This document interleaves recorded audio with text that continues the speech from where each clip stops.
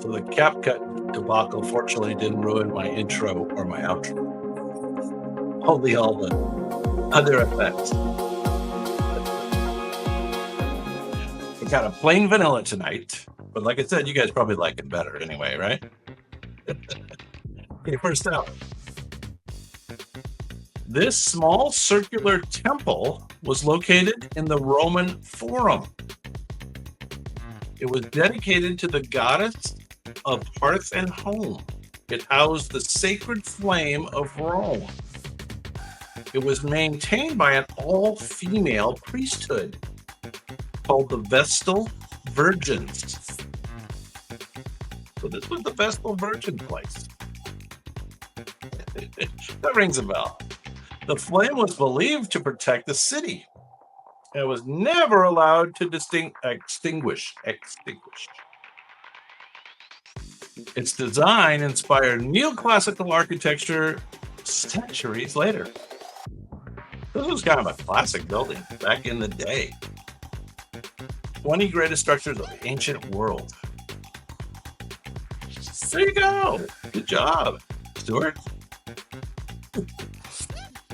Despite the painting style, you were able to get that one first. This is the Temple of Vesta in Rome. This was 7th century BCE. So way back in the day, the role of the Vestal Virgins included a 30-year vow of chastity. Oh, so they only had to be virgins for 30 years. There you go. Next up. Now this one's going to be a little bit hard because like the ones in the Americas, some of these are a little nondescript. These megalithic temples are older than Egyptian pyramids. Here's your first clue. The name means giant's towers in Maltese. They were likely used for fertility rituals. Cool. The site includes altars, oracles, and carvings related to nature's worship.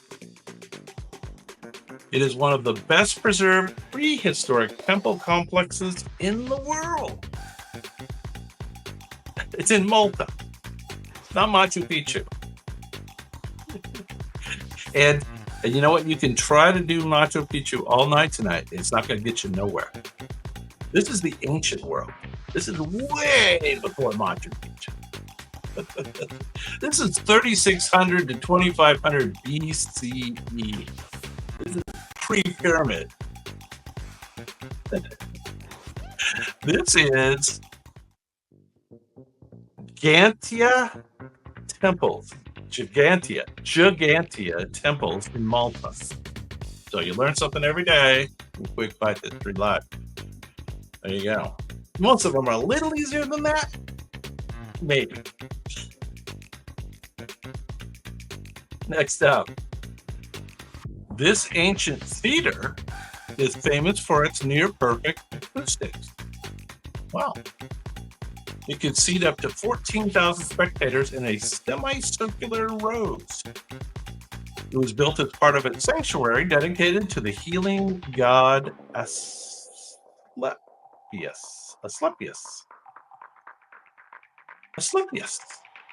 The design allows even for whispers from the stage to be heard at the top rows. I don't know if I believe that. Doesn't look like a Colosseum. Come on. What's it look like? Give me the generic thing that it is. What is it? It's 4th century BCE, so it's a long time ago. It's still used for performances today. You can believe that. Yes, okay, it's an amphitheater. And it is a Greek amphitheater. It's one of the original ones that the Romans kind of copied. But this is the ones that are a little more vertical, a little bigger. This is the Theater of Epidaurus. Epidaurus, it's Greek. And it's one of the most famous things because it's so well preserved and it's so old and it's so cool. The theater's design is studied by modern architects today. There you go. All right, let's jump across the world. 3rd century BCE. This Buddha structure was commissioned by Emperor Ashoka.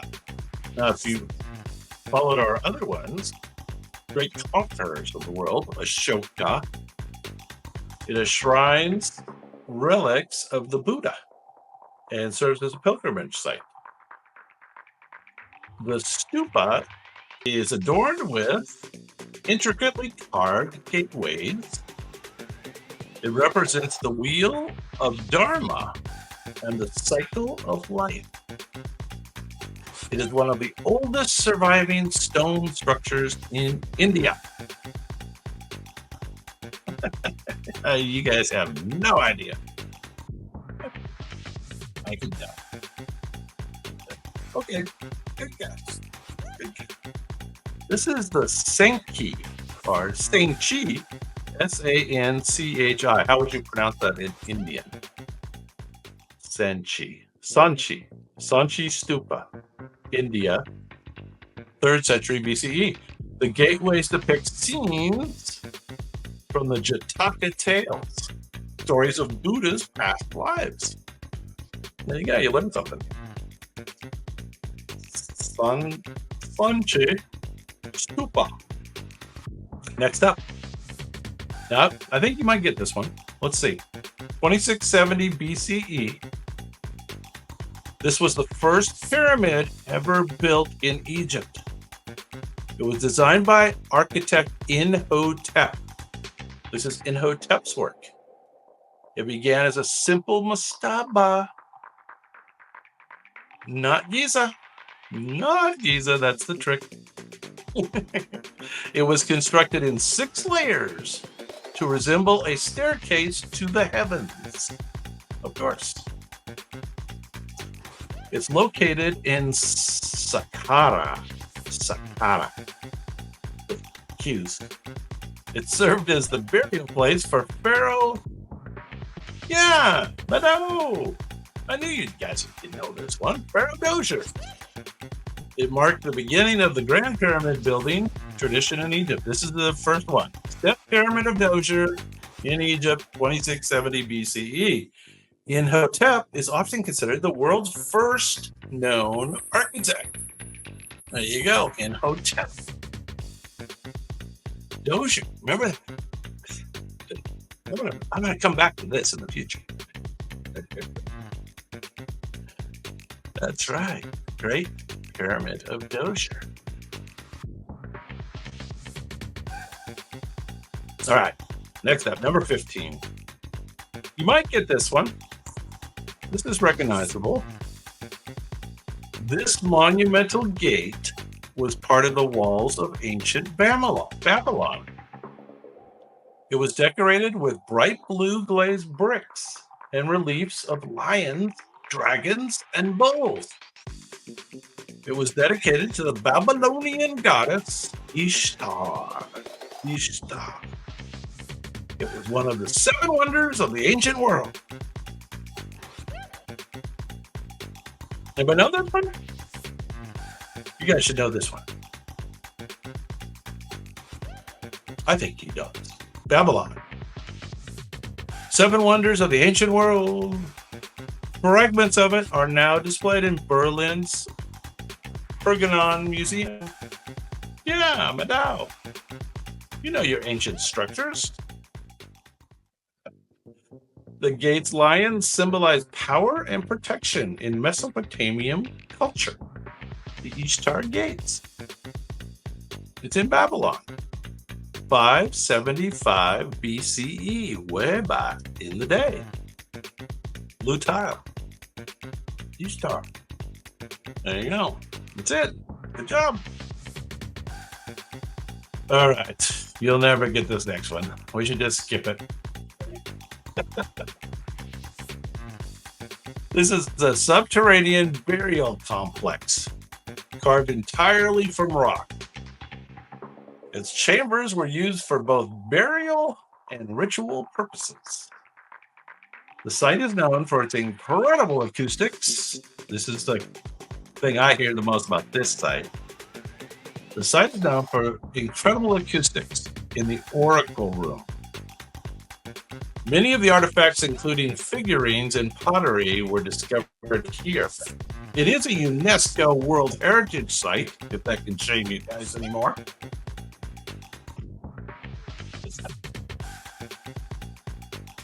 And if you were to watch my other videos on ancient world architecture and stuff, you'd get that. Ruins of the ancient world. You know. This is the hypogeum of Paul Soffalini, Malta again. This is Malta again. So remember that one Malta one before, Temple of Malta? This is Malta also, but this is a burial thing. 3300 to 2500 BCE. So all the Malta stuff. Oh, the hypogeum was accidentally discovered in 1902 during construction work. They were digging foundations or something and found this underground. There you go. All right, you might know this one. We'll see. We'll see. This temple was the spiritual center of the ancient Greek world. Spiritual center. It housed the famous Oracle of Delphi. I have a video on that too, if you haven't seen that. People from all over Greece visited to seek guidance from Pythia. The temple inscription reads, "Know thyself." Acropolis? Good guess. This is not the Acropolis. This is cool though. This is a round one. This is all that's left, unfortunately. It's at Delphi. You've heard of that? Oh, Madao! Nice! The ruins sit on Mount Parnassus. Mount Parnassus. Know thyself. Temple of Apollo. Well, Apollo at Delphi. You have it. Very good. That's it. Of course. The Pythia delivered prophecies while in a trance, possibly induced by vapors rising from the ground. And I do have a great short video on that. If you want to look that up sometime, look up the Oracle of Delphi on my short videos. Check that out. All right, moving on. This is a Roman engineering marvel designed to transport water to the city. And it stretches over 14 kilometers in length. This is a particular one we're talking about now in a particular place. It was made without the use of mortar, and it was relying on precise stonework. That's the general correct answer, Rhombus. But which one is this, and what location? It's a little harder, isn't it? Because all it shows is the aqueduct itself. But it's the stonework. It's the stonework. It was used to supply water for over 1,800 years. They used it for 1,800 years. Its most famous section features towering arches over 28 meters high. Wow. The aqueduct was built using granite blocks and remains in remarkable good condition today. Well, okay. So this was in Spain. Aqueduct in Spain. Yeah, you got it, Ron. That's very good. Yeah. Aqueduct of Segovia. That's correct. 1st century CE. There you go. You know, the early works of the Roman Empire. There you go. Nice. Number 11. Now, this building, unfortunately, isn't still here, but it was built as a tomb. Its name inspired the word mausoleum. It was adorned with intricate sculptures by renowned artists of the time. It stood approximately 45 meters tall. It was considered one of the 7 wonders of the ancient world. Here we go. It's another wonder of the world. This is the mausoleum at, anybody know? Mausoleum at 350 BC.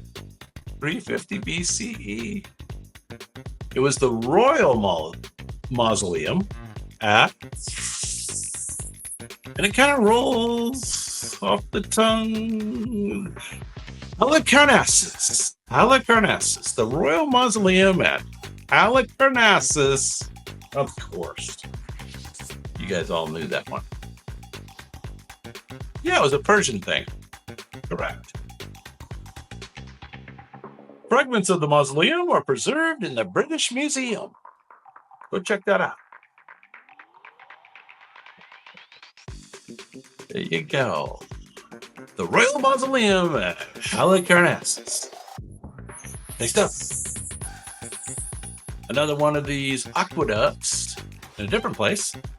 This Roman aqueduct bridge spans the Gardon River. Gardon River.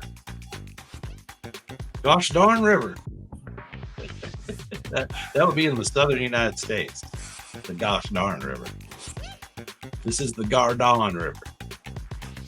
Built to transport water to the Roman colony of Nemesis, modern Nimes. Its construction used no mortar, relying on precise engineering. Anybody know which one this one is? This is probably the most famous Roman aqueduct. It remains one of the best preserved aqueducts of the Roman Empire. It's in France, yes. And it's called the was also used as a toll bridge during the Middle Ages. Yeah, cool.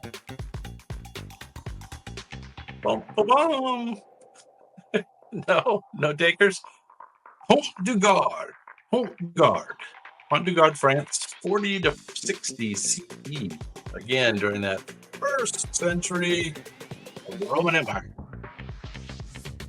Yeah, you may know this one. Let's go to Egypt. Oh, it's not Egypt. Sorry, I'm not in Egypt. This iconic structure is carved directly into sandstone cliffs. It is located in the ancient city of Petra, Jordan. It is likely served as a tomb or ceremonial blank of the Nabateans. Nabateans.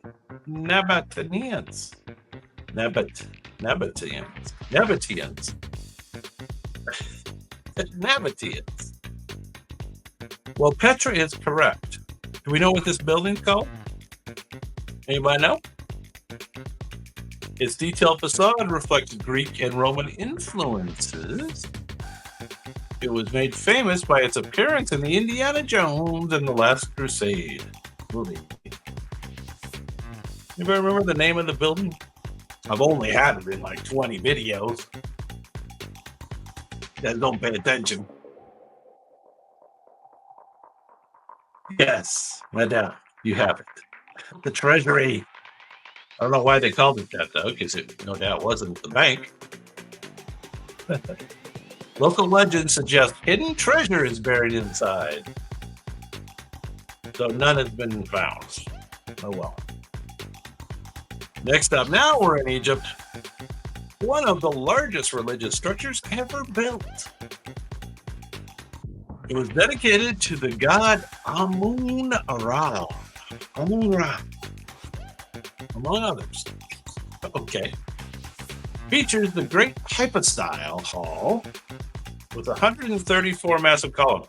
So this is definitely on my bucket list, this place. This has all kinds of crazy ruins.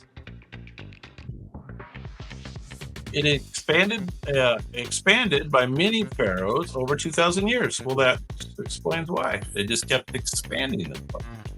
Its size and scale reflect the grandeur of ancient Egypt. Correct, madam. Thank goodness you're in the room. Are you an architect as well?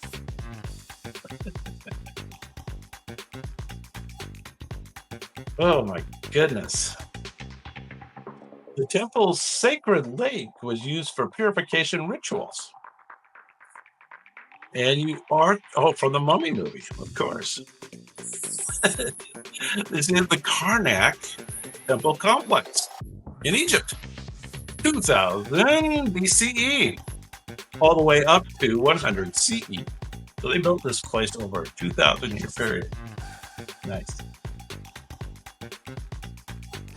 All right, this one's a little harder, perhaps. These rock-cut caves feature stunning murals and carvings. They depict scenes from the Buddhist texts and Indian culture. It was rediscovered in 1819 by a British officer during a hunting expedition. Hopefully nobody mysteriously died on that hunting expedition.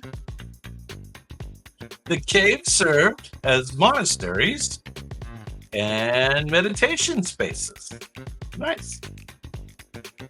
They are considered masterpieces of Buddhist religious art. Amun-Ra, no, incorrect. This is Indian, and it is a cool place where there's all these really cool caves that have been carved out. They started as kind of rough caves, and they made them all into really architectural caves. They're temples. Anybody remember the place? It's the cave temple of Ahanta, Ajanta, Ahanta, India, 2nd century BCE. There you go, way back. The frescoes in Ahanta caves predate similar works in Europe. So they did the frescoes there, but way before. Interesting. Now you may get this place. This is pretty well known. It is one of the best preserved Roman temples in the world. It is dedicated to the Roman god of wine and revelry. It is located in modern-day Lebanon. So there's the key clue. This is the one that's in Lebanon. And it is part of a larger temple complex. There's a bunch of stuff here. The Colosseum is incorrect. It's in Lebanon. It's known for its ornate Corinthian columns and decorative reliefs. It is larger than the Parthenon in Athens. Yeah, Rhombus. Nice. Yeah, I don't know if is it called the Temple of Jupiter as well. It may be called the Temple of Jupiter as well, or it may not. I'm not sure. The Temple of Bacchus at Baalbek. That's the key, right? Baalbek, Lebanon. It is larger than the Parthenon. The temple's design reflects a fusion of Roman and Eastern architectural styles. Crazy. Down to number 5 with a bullet. This is in Italy. This Doric temple was dedicated to the Queen of the Gods. Who's the Queen of the Gods? In the Roman world. Renowned for its well-preserved columns and simplicity. Yes. Its construction reflects the early stages of the Greek temple design.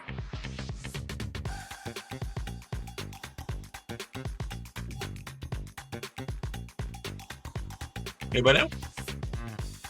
Once part of a larger complex devoted to worship. That's kind of a generic clue. The site was rediscovered in the 18th century during the Grand Tour. I've heard of that Grand Tour thing. I might have to do a video on the Grand Tour. This is at Paestum, Paestum, Italy. Paestum, Italy. And it's the Temple of Hera. The Temple of Hera. That's the Queen of the Gods. Temple of Hera. 550 BCE. Way back. Those are big columns. Those are some serious Doric columns, let me tell you. Number 4. All right. This is pretty well known. This is a grand temple complex in the Syrian desert. I don't think they've destroyed this one, which would be really sad if that's the case. It blended Greco-Roman and Middle Eastern architectural styles. So this blended everything. It's in Syria. It was dedicated to Bel, B-E-L, a Mesopotamian deity. Mesopotamian deity. Its colonnaded courtyard was one of the largest in the ancient world. Much of it was destroyed in recent conflicts. So yeah, sure enough, what the hell? But parts do remain. So this is the Temple of Bel at Palmyra. Palmyra, does that sound familiar? Palmyra, 32 CE. Palmyra was a major trade hub connecting the Roman Empire with the Silk Road. That's where I've heard of it before. Excuse me. Palmyra, key hub connecting the Roman world with the Silk Road, which of course went to China. We all say it that way nowadays. China. China. Number 3. So I'll tell you what, we've seen this before, but it's also known by another name. Once one of the largest Buddhist stupas in India. It played a central role in spreading Buddhist teachings. It's known for its intricate carving depicting the life of Buddha.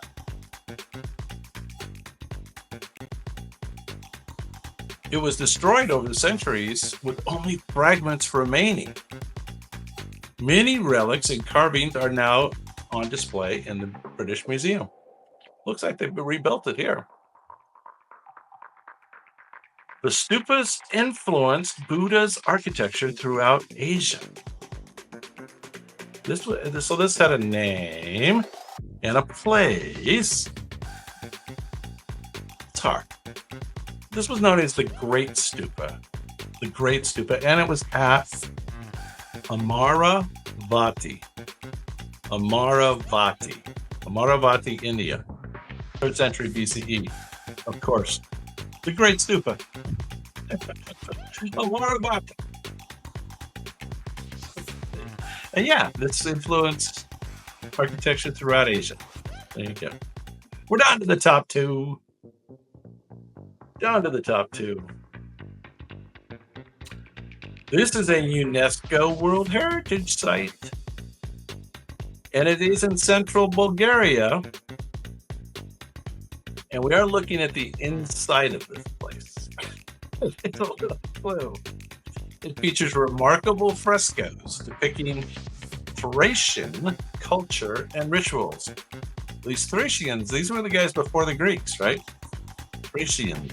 The Thracians came down and created the Greek culture. It was likely built as an aristocratic. It was likely built by an aristocratic couple. How do they know that? Offers insight into art and beliefs of ancient Thrace.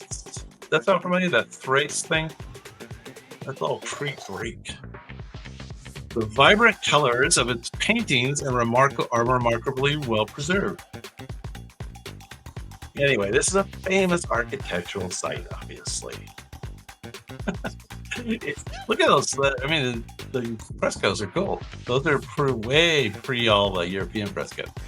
The Thracian tomb of Kazanlak, Kazanlak, Kazanlak,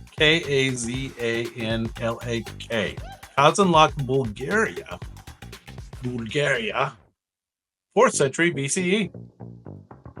Now, just before the Greeks, almost parallel to the Greeks, right?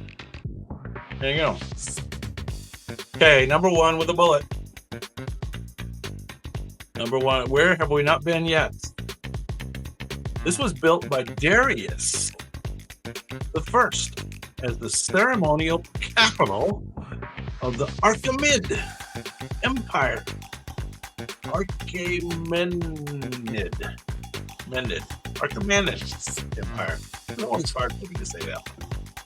Famous for its grand staircase and stone reliefs. This one was destroyed by Alexander the Great in 330 BCE. He leveled the place. This is what's left. Its ruins reflect the architectural grandeur of ancient Persia. This is Persia. It was the most famous place in Persia. Located in modern-day Iran, it remains as a symbol of Persian heritage. What was the most famous city in ancient Persia? It was Persepolis. And this is the palace of Persepolis in Persia. 518 BCE, way back in the day. Persepolis inscriptions provide invaluable information about the Achaemenid administration. Yeah, we made it through. You guys did pretty good, actually. It's always harder when we're doing the buildings. We got to need it, Joe.